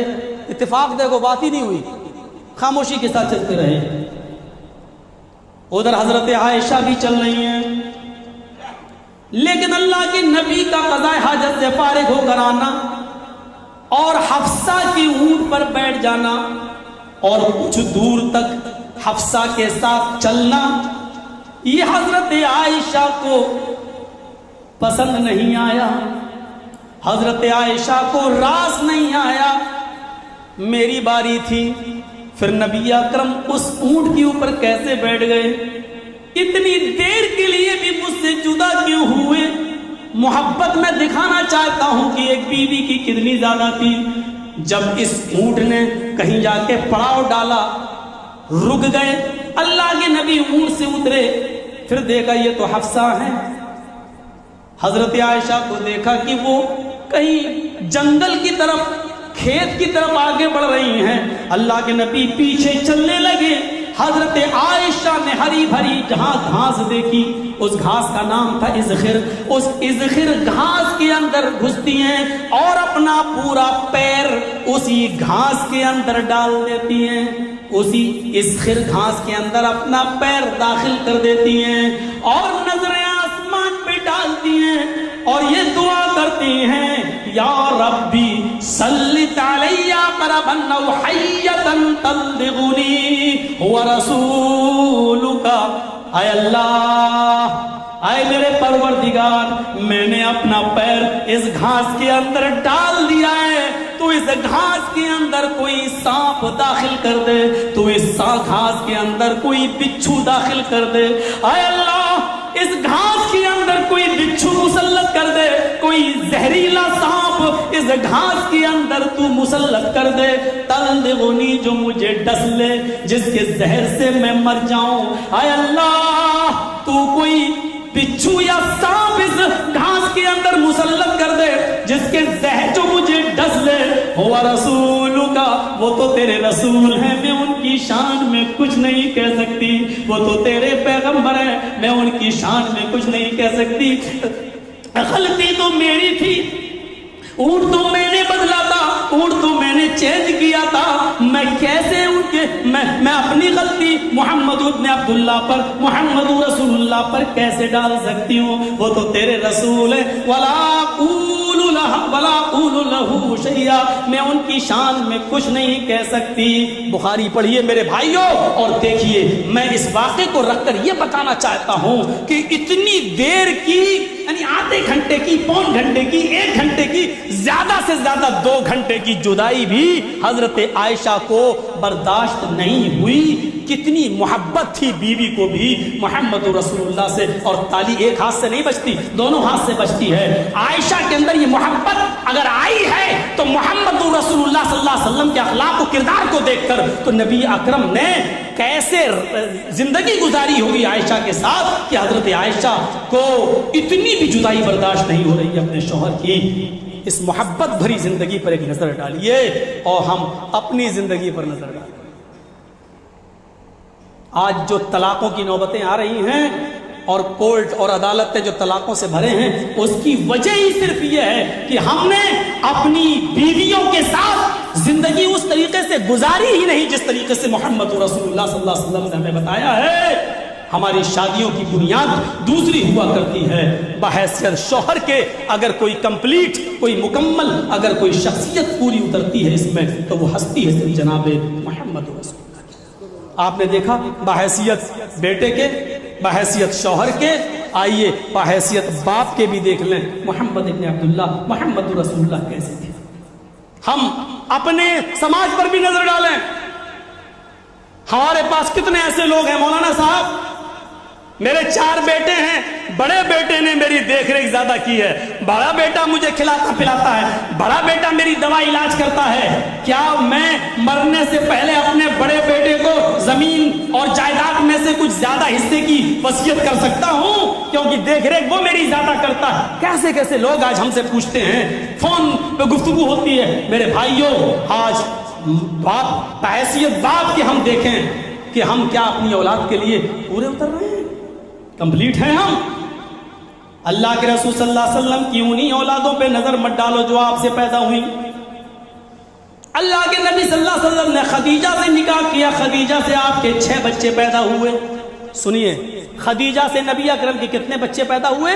6۔ میں کسی کو بھی کھڑا کر کے کچھ پوچھ سکتا ہوں، یاد رکھیے گا، دیکھتا ہوں کتنے غور سے سن رہے ہیں آپ۔ 6 بچے کس سے پیدا ہوئے؟ خدیجہ سے، 4 لڑکیاں اور 2 لڑکے، اور 1 بچہ آپ کا ماریا قبطیہ سے پیدا ہوا جو نبی اکرم کی لونڈی تھی۔ مقوقس کے بادشاہ نے 2 لونڈیاں تحفے میں بھیجی تھی نبی اکرم صلی اللہ علیہ وسلم کے لیے، ایک کا نام تھا ماریا اور ایک کا نام تھا سیرین۔ سیرین کو اللہ کے رسول نے حسان ابن ثابت کو دے دیا تھا اور ماریا کو خود آپ نے رکھ لیا تھا۔ ماریا سے ایک بیٹا پیدا ہوا نبی اکرم کا، اس بیٹے کا نام تھا ابراہیم۔ اللہ کے رسول صلی اللہ علیہ وسلم کے جو 4 بچیاں خدیجہ سے پیدا ہوئی ان کا نام تھا زینب، رقیہ، ام کلثوم اور فاطمہ۔ زینب کی پرورش اللہ کے رسول نے کی، بڑی ہوئی، آپ نے ان کا نکاح کر دیا۔ رقیہ کی پرورش کی، بڑی ہوئی، آپ نے نکاح کر دیا۔ ام کلثوم کی پرورش کی، بڑی ہوئی، آپ نے ان کا نکاح کر دیا۔ فاطمہ کی پرورش کی، بڑی ہوئی، آپ نے فاطمہ کا نکاح کر دیا۔ غور کیجئے، اللہ کے رسول اپنی ساری بچیوں کی پرورش بھی کر رہے ہیں اور ان کی شادی بھی کر رہے ہیں، اور صرف ان بچیوں کی نہیں، اللہ کے رسول نے اور جو شادیاں کی تھیں، کسی صرف عائشہ کے علاوہ اور تو کوئی کنواری نہیں تھی، ساری بیوہ تھیں یا مطلقہ تھیں۔ جو لوگ اعتراض کرتے ہیں ان کو معلوم نہیں ہے، عرب کے اندر اتنا برا حال تھا، اتنا برا حال تھا کہ جو عورت بیوہ ہو جاتی تھی کوئی اس سے شادی نہیں کرتا تھا، یا کسی عورت کو طلاق دے دی جاتی تھی تو کوئی اس سے شادی نہیں کرتا تھا، اس کو منحوس سمجھتا تھا۔ اس رسم کو توڑنے کے لیے کہ بیوہ جس کا پتی شوہر مر جائے اس عورت کو بھی گھر بسانے کا حق ہے، اس عورت کو بھی عدت گزار کے دوسری شادی کرنے کا حق ہے۔ آپ اس رسم کو توڑنے کے لیے آپ نے نکاح کیے، اور جس کو طلاق دے دی جاتی تھی ان سے شادی نہیں ہوتی تھی تو آپ نے دوسرے شوہروں کی دی ہوئی مطلقہ عورتوں سے نکاح کر کے یہ ثابت کر دیا کہ ان مطلقہ عورتوں کو بھی نکاح کرنے کا اور شادی کرنے کا حق حاصل ہے، ان کو بھی اپنی زندگی گزارنے کا حق حاصل ہے۔ یہ پرپس تھا، یہ مقصد تھا، ورنہ میرے بھائیوں ان کے ساتھ جسمانی تعلق مقصد نہیں تھا۔ ورنہ بتائیں، جو لوگ اعتراض کرتے ہیں وہ بتائیں، اللہ کے رسول کی 11 بیویاں تھیں، 11، کیا خدیجہ کے علاوہ کسی اور بیوی سے بھی کوئی بچے پیدا ہوئے؟ کسی اور بیوی سے؟ کیونکہ آپ نے اس مقصد کے ساتھ نکاح نہیں کیا تھا، صرف اس رسم کو توڑنے کے لیے کہ کوئی بیوہ سے نکاح نہیں کرتا تو میں کر کے دکھاؤں سب سے پہلے، تاکہ اس رسم کو لوگ توڑ دیں اور لوگ بیوہ سے نکاح کرنے لگے اور مطلقہ سے نکاح کرنے لگے۔ تو آپ نے جن مطلقہ اور بیوہ عورتوں سے شادی کی تھی وہ اپنے پہلے شوہروں سے بچے لے کے آئی تھیں، آپ نے ان بچوں کی بھی شادی کرائی، ان لڑکیوں کی بھی شادی کرائی جو آپ کے اپنے نطفے سے پیدا نہیں ہوئی تھی بلکہ دوسرے مردوں کی تھی۔ جب ان کی بیویوں سے جب آپ نے شادی کی تو وہ اپنے بچوں کو اپنے ساتھ لائیں، آپ نے ان کی بھی شادی کرائی۔ اور کوئی ایک ماں کا لال اٹھے، کوئی ایک، कोई एक ही साबित करे आपने इतने बच्चों की शादियां कराई, ज़ैनब की, रुकैया की, उम्मे कुलसूम की, फातिमा की और दूसरी बीवियों की वो औलादें जो दूसरे शोहरों से थी, आपने उनकी शादियां कराई, एक रुपया भी किसी से कर्ज लिया हो, एक रुपया भी किसी से उधार लिया हो, एक दिरहम भी आपने किसी से कर्ज लिया हो कि मेरी बेटी की शादी हम बाद में आपको दे देंगे।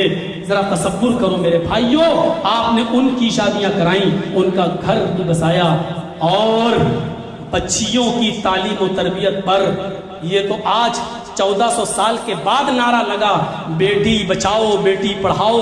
ये सबसे पहले नारा जनाब मोहम्मद रसूलुल्लाह ने दिया था।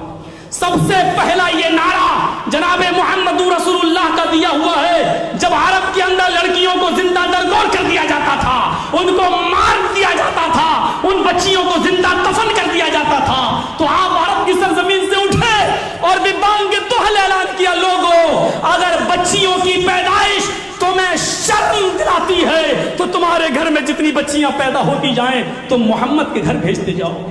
तुम्हें अपनी बच्चियों का बाप कहलाने में शर्म आती है, तुम अपनी बच्चियों को मोहम्मद को देते जाओ। मैं उन तमाम बच्चियों का बाप कहलाने के लिए तैयार हूं। अगर इस बच्चियों की शादी करा के किसी को दामाद बनाने में शर्म आती है तो मुझे दो, मैं उन बच्चियों को पाल पोस कर बड़ा करूंगा और उनका निकाह करा के लोगों को अपना दामाद बनाने के लिए तैयार हूं। मेरे भाइयों, बेटी बचाओ का नारा 1400 साल पहले अरब की सरजमीन पर जनाब मोहम्मद रसूलुल्लाह सल्लल्लाहु अलैहि वसल्लम का दिया हुआ था। और जहां तक पढ़ाने का ताल्लुक है, उलमा बैठे पूछो, अल्लाह के नबी ने फरमाया जिसकी 3 बेटियां होंगी, फिर फरमाया कि जिसकी 2 बेटियां होंगी, और उसने उनको पढ़ाया होगा, लिखाया होगा, अच्छा अदब सिखलाया होगा, बेहतरीन तरबियत की होगी, अच्छे अंदाज से उनकी परवरिश करके और पढ़ा लिखाया होगा, और फिर उनका अच्छे और दीनदार घरानों में शादी करा दी होगी, तो इन बच्चियों के बाप कयामत के दिन जन्नत में मेरे साथ ऐसे होंगे जैसे ये दोनों उंगली आपस में मिली हुई है। उन बच्चियों के बाप को जन्नत जो अपनी बच्ची को पढ़ाता और लिखाता है।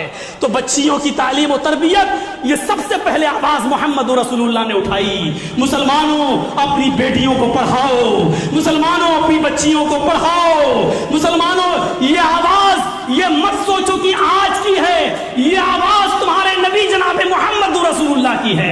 ये मत देखो कि ये नारा किसका, ये नारा जनाब मोहम्मद रसूलुल्लाह का दिया हुआ है। इस नारे का फायदा उठाओ, अपनी बच्चियों को तालीम और तरबियत से लैस करो, अपने बच्चों को भी पढ़ाओ और बेटियों को भी पढ़ाओ। आपने उन तमाम बच्चियों का निकाह किया, और जहां तक बच्चों का ताल्लुक रहा तो आपकी नरीना औलाद लड़के जिंदा ही नहीं रहे।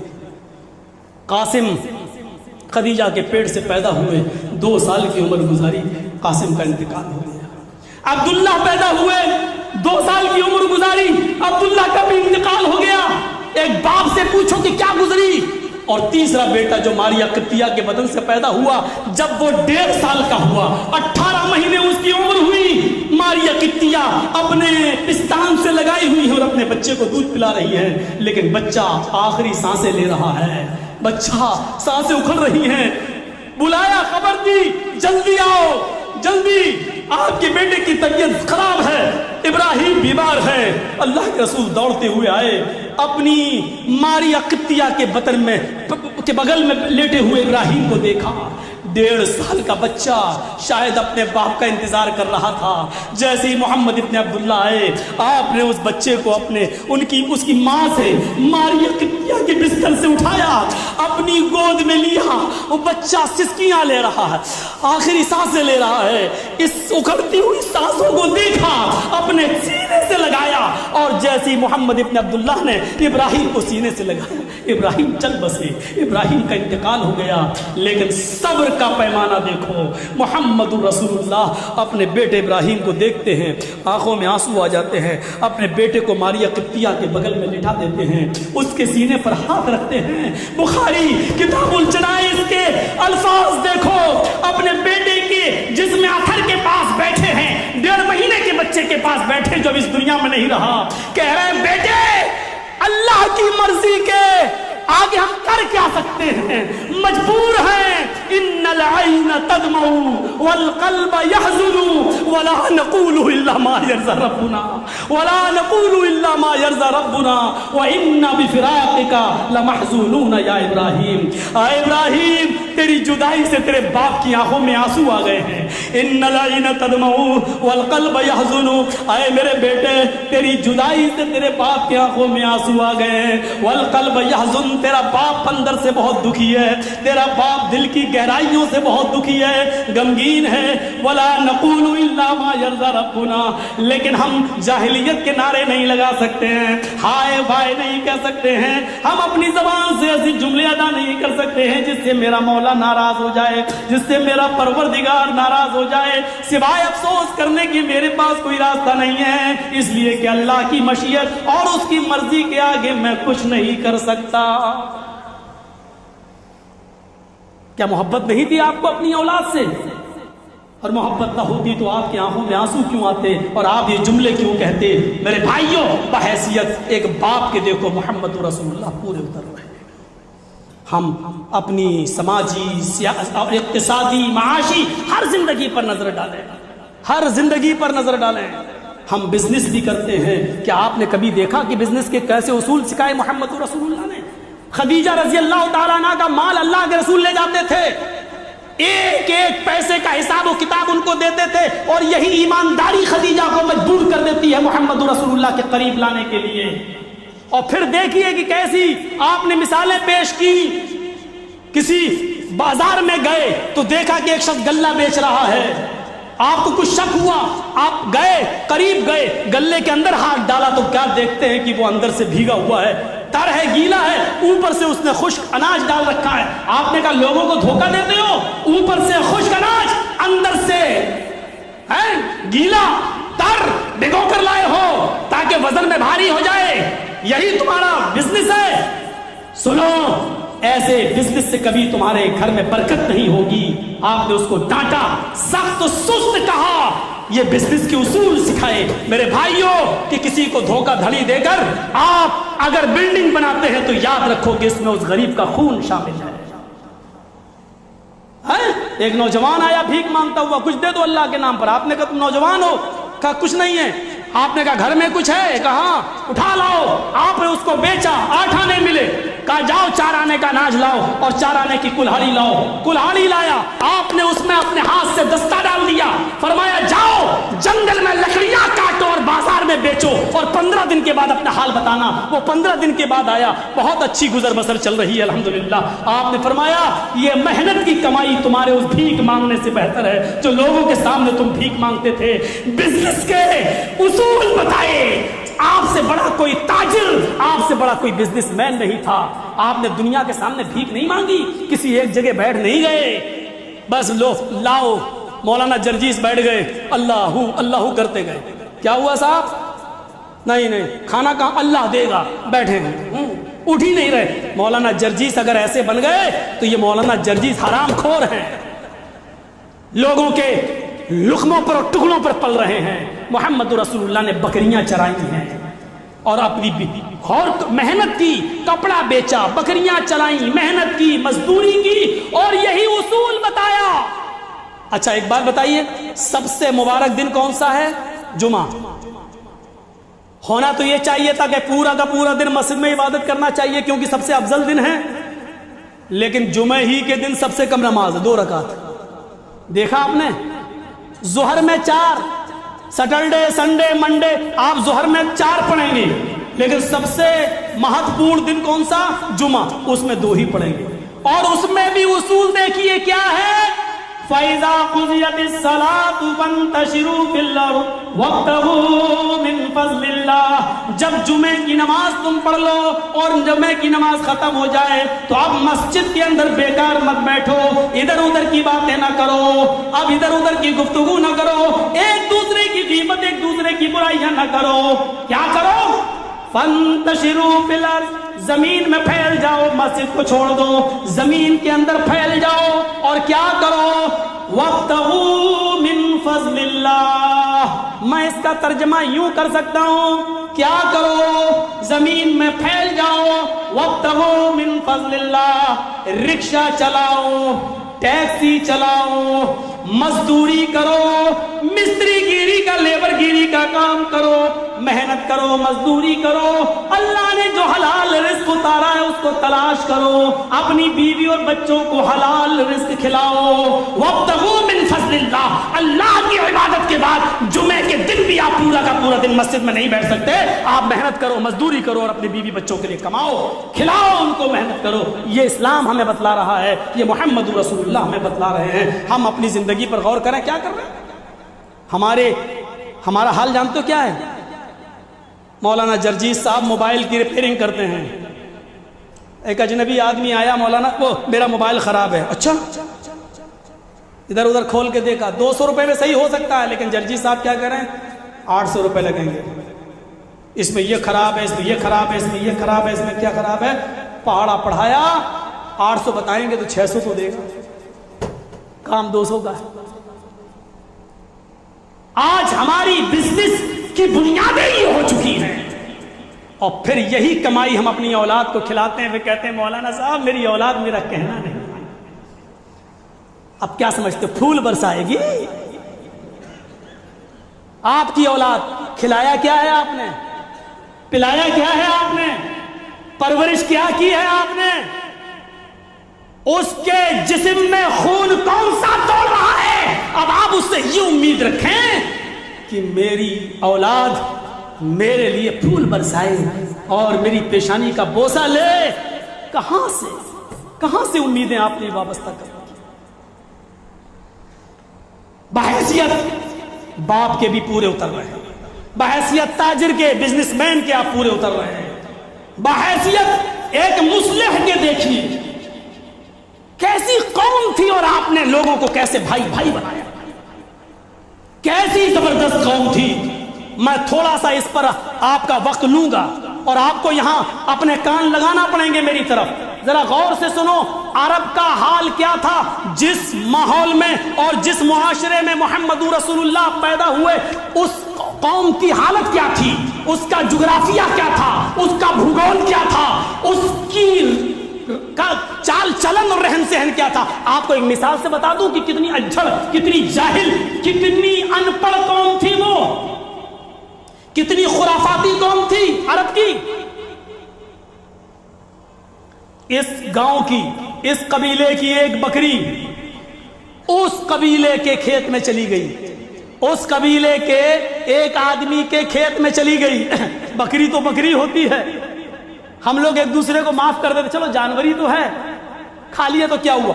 इस कबीले के एक आदमी की बकरी उस कबीले के एक आदमी के खेत में चली गई और थोड़ी सी घास खा ली। इतनी सी बात को लेकर दोनों कबीलों में जानते हो कितने साल लड़ाई चली। तेरी बकरी मेरे खेत में आ गई और घास खा ली, रोकता नहीं है तू? उसने कहा बे चुप, बकरी है, खा गई तो क्या हुआ, बस हो गया मामला। इतनी सी बात को लेके ये जंग चली 27 साल तक। पढ़िए रसूल रहमत मौलाना अबुल कलाम आजाद की लिखी हुई किताब, पढ़िए सीरतुन नबी अल्लामा इब्न हिशाम की, पढ़िए ज़ादुल मआद अल्लामा इब्न क़य्यिम की।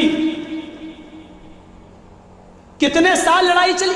एक बकरी को मारा भी नहीं, बकरी ने घास खा ली थोड़ी सी। इतनी सी बात को लेकर जंग कितने साल चली? 27 साल। और दोनों तरफ से मरने वालों की तादाद गिनी गई तो 27 साल में जानते हो कितने लोग मरे दोनों तरफ से? 40,000।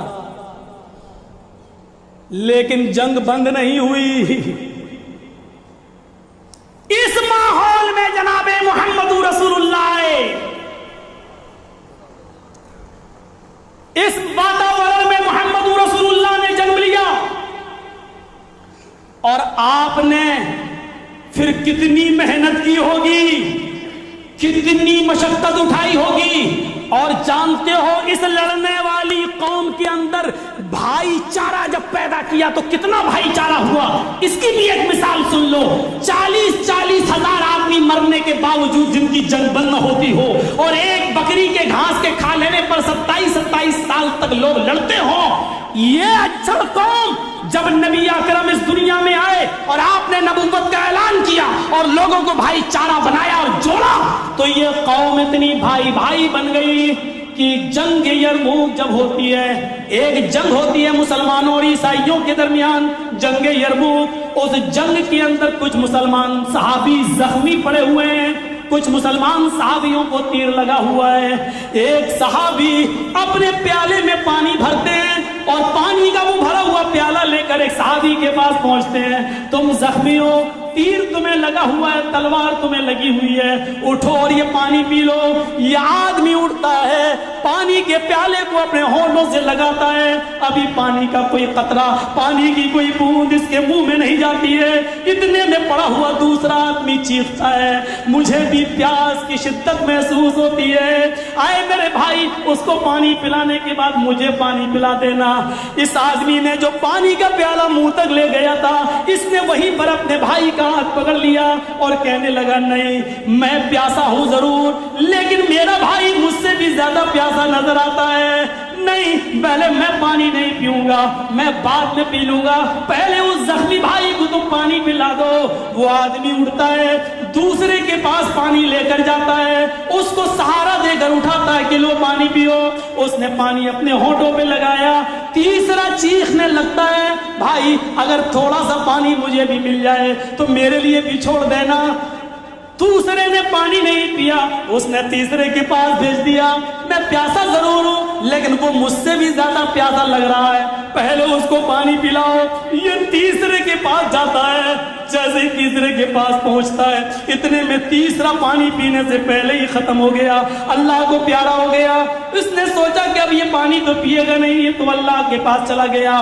وہ لوٹ کر دوسرے کے پاس آیا، میں اس کو پانی پلاؤں تو کیا دیکھتا ہے کہ دوسرا بھی اپنا جہاں فری کے ثبوت کر چکا ہے، دوسرا بھی اللہ کو پیارا ہو چکا ہے۔ اب لوٹ کر وہ پہلے کے پاس آیا تو پہلا بھی آب حیات اور حوض کوثر سے اپنی پیاس بجھا چکا ہے، پہلا بھی اللہ کو پیارا ہو گیا ہے، وہ بھی اس دنیا سے چل بسا ہے۔ میرے بھائیوں، جو قوم ایک دوسرے کے خلاف لڑتی تھی، 27 سال تک جنگ کرتی تھی، 40 ہزار لوگوں کے مرنے کے بعد بھی جنگ بند نہیں ہوتی تھی، ان کو اللہ کے رسول نے ایسا بھائی بھائی بنا دیا کہ وہ ایک دوسرے کے لیے اپنی جان دینے لگے، ایک دوسرے کے لیے اپنی جان کا نذرانہ پیش کرنے لگے۔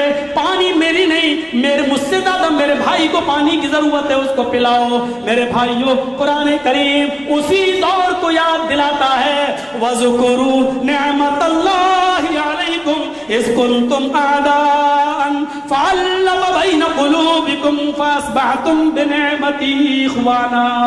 لوگوں، اس زمانے کو یاد کرو جب تم آپس میں ایک دوسرے کے دشمن تھے، ایک دوسرے سے لڑتے تھے، ایک دوسرے کو مارتے اور کاٹتے تھے، اللہ کی رحمت ہوئی تمہارے اوپر، فَأَلَّفَ بَيْنَ قُلُوبِكُمْ، تو اللہ نے تمہارے دلوں میں الفت پیدا کر دی، تمہارے دلوں میں محبت پیدا کر دی، تمہارے دلوں میں پیار پیدا کر دیا۔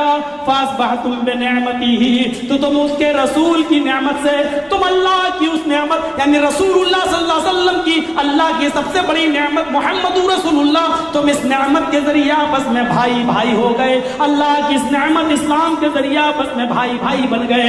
اللہ نے اس دور کو یاد دلایا اور بتایا کہ دیکھو، ایک مسلمان وہ ہوتا ہے جو اپنے لیے نہیں جیتا ہے، وہ دوسروں کے لیے جیتا ہے، وہ دوسروں کی موت کو اپنی موت سمجھتا ہے، وہ دوسرے کے لیے جیتا ہے، وہ اس کی کوشش یہ ہوتی ہے کہ میری زندگی داؤں پہ لگ جائے لیکن میرا بھائی کی زندگی داؤں پہ نہ لگے۔ اور ایسی کئی مثالیں ہمیں ملتی ہیں، کئی مثالیں۔ آپ کو ایک اور مثال کی طرف میں لے کے چلتا ہوں، اس مثال پر غور کیجئے گا۔ اسلام کی پہلی جنگ جو ہوئی ہے مسلمان اور کافروں کے درمیان، اس جنگ کا نام ہے جنگ بدر۔ اس میں 70 کافر مارے گئے، 70 کافر، اور 70 ہی کافر قید کر کے لائے گئے۔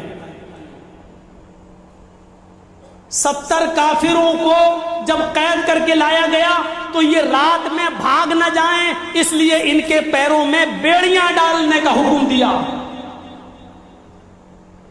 جو چیز میں بتانا چاہتا ہوں وہ سنیے۔ ایک طرف سے 70 کافروں کے پیروں میں بیڑیاں ڈالی جانے لگی، انہی کافروں میں ایک کافر وہ بھی تھا جس کا نام تھا عدی ابن عمیر. نام ذہن میں رکھیے گا, اس کا نام تھا عدی ابن عمیر. یہ حضرت مصعب ابن عمیر کا سگا بھائی تھا. حضرت مصعب ابن عمیر ایک بہت بڑے صحابی گزرے ہیں. حضرت مصعب ابن عمیر کا سگا بھائی تھا.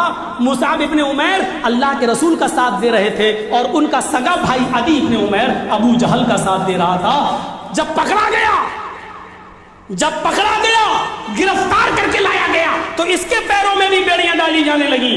جب ایک مسلمان صحابی عدی ابن عمیر کے پیروں میں بیڑیاں ڈال رہے تھے, جب ایک صحابی عدی ابن عمیر کے پیروں میں بیڑیاں ڈال رہے تھے تو مصعب ابن عمیر اسی جگہ پر کھڑے ہو کر اپنے بھائی کے پیروں میں پڑتی ہوئی بیڑیوں کو دیکھ رہے تھے. ان کا بھائی عدی ابن عمیر مصعب کو دیکھتا ہے اور چیخ کر کہتا ہے, کیسا ہے تو بھائی, شرم نہیں آتی تجھے؟ آئے مصعب, میری رگوں میں جس باپ کا خون ہے اسی باپ کا خون تیری رگوں میں دوڑ رہا ہے. میں اپنے باپ کی جس نطفے سے پیدا ہوں اسی نطفے سے تو بھی پیدا ہے. تو میرا سگا بھائی ہے. آج تیرے سگے بھائی عدی کے پیر میں بیڑیاں ڈالی جا رہی ہیں اور تو کھڑا کھڑا دیکھ رہا ہے. تجھے شرم نہیں آ رہی ہے؟ تیرے سگے بھائی کے پیر میں بیڑیاں پڑ رہی ہیں. اس پر مصعب ابن عمیر نے چیختے ہوئے کہا, خاموش, میرا بھائی تو نہیں ہے. مسلمانوں سنو, میرا بھائی تو نہیں ہے. میں سمجھ رہا ہوں, میرا بھائی تو نہیں ہے. میرا بھائی تو وہ ہے جو تیرے پیروں میں بیڑیاں ڈال رہا ہے. میرا بھائی وہ ہے جو تیرے پیروں میں مشقیں باندھ رہا ہے. میرا بھائی وہ ہے, اسلام لانے کے بعد خون کے رشتے سے زیادہ اسلامی رشتہ اور ایمانی رشتہ ہونا چاہیے. یہ محمد رسول اللہ نے مجھے بتایا ہے. آئے عدی, تو میرا بھائی نہیں ہے, میرا بھائی وہ ہے جو تیرے پیروں میں بیڑیاں ڈال رہا ہے. آئے میرے بھائی, عدی کے پیروں میں زبردست اور سخت سے سخت بیڑی ڈالو تاکہ یہ بھاگ میں نہ پائے. میرے بھائیوں, مصعب ابن عمیر نے یہ بتا دیا. ایک مسلمان ہونے کے ناطے دوسرے مسلمان کے لیے ضروری ہے کہ اس کے خون کے رشتے سے زیادہ وہ اس رشتے کی قدر کرے. لیکن آج افسوس ہے, ایک مسلمان دوسرے مسلمان کا دشمن بنا ہوا ہے. آج افسوس ہے, ایک مسلمان دوسرے مسلمان کے خلاف پلاننگ کر رہا ہے. میرے بھائیوں, میں اپنی آخری بات کہہ کر اپنی بات کو ختم کروں گا. غور کرو, ایک بہت بڑے تابعی گزرے ہیں, نام ہے ان کا سعید ابن جبیر. حضرت سعید ابن جبیر کو حجاج ابن یوسف نے قتل کا حکم سنا دیا. سعید ابن جبیر فرار تھے, بھاگے ہوئے تھے. سعید ابن جبیر کے پیچھے حجاج ابن یوسف نے 2 پولیس والے لگا دیے کہ جہاں بھی سعید ملیں ان کو پکڑ کر گرفتار کرو اور ان کو میرے پاس لایا جائے, اور جیسے ہمارے پاس لایا جائے جلاد تیار ہیں تو قتل کر دیا جائے. سعید ابن جبیر 1 مہینے 2 مہینے تک فرار رہے. بالآخر ان دونوں پولیس والوں کے ہاتھ لگ گئے اور پکڑے گئے. سعید ابن جبیر کو جب حجاج ابن یوسف کی پولیس نے, ان دونوں پولیس والوں نے جب پکڑ لیا اور ان کو پکڑ کر جب حجاج کے پاس لانے لگے تو راستے میں 10-15 دن کا سفر تھا. گھوڑوں کے ذریعے, اونٹ کے ذریعے لایا جا رہا تھا. سعید ابن جبیر جہاں نماز کا وقت ہوتا نماز پڑھتے, روزہ بھی رکھ لیتے, نماز بھی پڑھتے, تہجد بھی پڑھتے. ان کی عبادت نے اور ان کے اخلاق نے ان دونوں پولیس والوں پر اتنا گہرا اثر ڈالا کہ وہ دونوں پولیس والے کہنے لگے, اے سعید, میں نے تمہیں پکڑا لیکن تمہارا کریکٹر بہت اچھا ہے, تمہارا سوبھاؤ بہت اچھا ہے. اگر میں نے تمہیں حجاج ابن یوسف کے سامنے پیش کر دیا تو وہ تمہیں قتل کر دے گا, اور میں نہیں چاہتا ایک نمازی آدمی, ایک تہجد گزار آدمی, ایک نیک آدمی, ایک شریف آدمی, ایک بے قصور آدمی مارا جائے. اس لیے میں تمہیں چپکے سے چھوڑ رہا ہوں. ایسا ہی تم بھاگ جاؤ, حجاج کے ہاتھوں میں نہ آؤ. میں حجاج کے سامنے جا کر کہہ دوں گا کہ مجھے ملے ہی نہیں سعید ابن جبیر. سعید ابن جبیر نے کہا, آئے پولیس والوں, تم بالکل صحیح کہہ رہے ہو, لیکن اتنا یاد رکھو حجاج کے جاسوس, اس کی CID چپے چپے پر موجود ہے. اگر یہ پول کھل گئی اور یہ راز کھل گیا کہ تم دونوں نے مجھے گرفتار کر لیا تھا پھر مجھے چھوڑ دیا, اگر یہ بات حجاج ابن یوسف کو پتا چلی تو پھر وہ تم دونوں کو قتل کر دے گا, تم دونوں کو مار دے گا. اور سعید اتنا خود غرض نہیں ہے کہ اپنی جان بچانے کے لیے تم دونوں کو قتل ہوتا ہوا چھوڑ دے, تم دونوں کو قتل ہوتا ہوا قبول کر لے. نہیں, میں بالکل تمہاری بات نہیں مانوں گا. انہوں نے کہا, بھائی تم نیک آدمی ہو, بے قصور ہو, تم جاؤ. हज्जाज इब्न यूसुफ के सामने मत आओ। सईद इब्न जुबैर ने कहा नहीं, मेरी जान बच जाए और तुम दोनों की जान को मैं खतरे में डाल दूं, ये मुझे कबूल नहीं है। मेरे नबी ने मुझे ये नहीं सिखाया। आए पुलिस वालों, मुझे लेके चलो। आखिर मजबूर हो गए वो पुलिस वाले और सईद इब्न जुबैर हज्जाज के सामने पेश कर दिया। और हज्जाज ने सुबह से शाम का भी इंतजार नहीं किया और सईद इब्न जुबैर को कत्ल करवा दिया।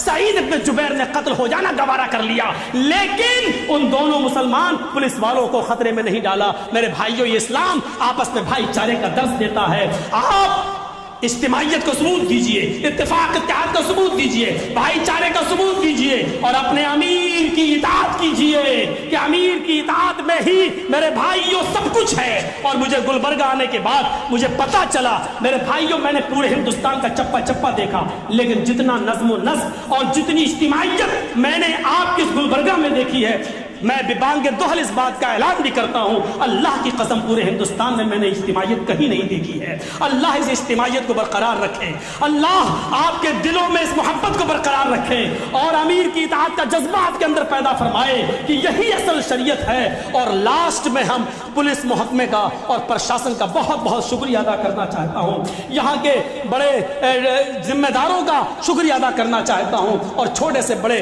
हर पुलिस महकमे का शुक्रिया अदा करना चाहता हूँ कि इतनी बुरी कंडीशन में और ऐसे हालात को पेश करके और मुझे जिस तरीके से लोगों ने बनाकर यहाँ पेश किया, मुझे तो लग रहा था कि पूरे भारत का नहीं पूरी दुनिया का सबसे बड़ा आतंकवादी शायद मैं ही हूँ। इस तरीके से मुझे पेश किया गया और ऐसे मौके पर उन्होंने साथ दिया और हमें इस्लामी बात कहने का पूरा पूरा मौका दिया।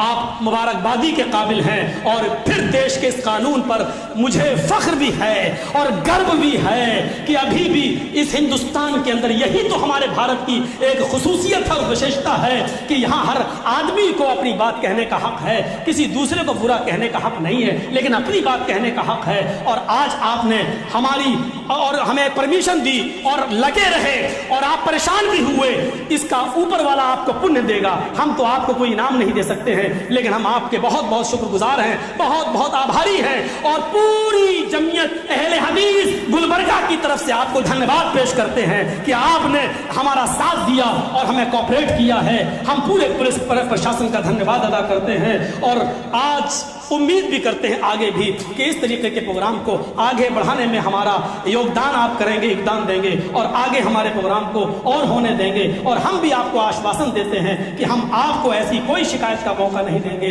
कि जिससे आप माहौल खराब हो और जिससे फिजा बिगड़े। इस्लाम नाम है सलामती का, ईमान नाम है अमन का और अमन और सलामती के ही हम पैगाम्बर हैं और पैगाम देने वाले हैं। अल्लाह ताला हम तमाम लोगों को हिफाजत फरमाए, जब तक जिंदा रखे इस्लाम पे जिंदा रखे और जब हमारा खात्मा हो तो ईमान पर हमारा खात्मा फरमाए। वमा अलैना इल्लल बलागुल मुबीन व आखिरु दावाना अनिल हम्दुलिल्लाहि रब्बिल आलमीन। अस्सलामु अलैकुम व रहमतुल्लाहि व बरकातहू।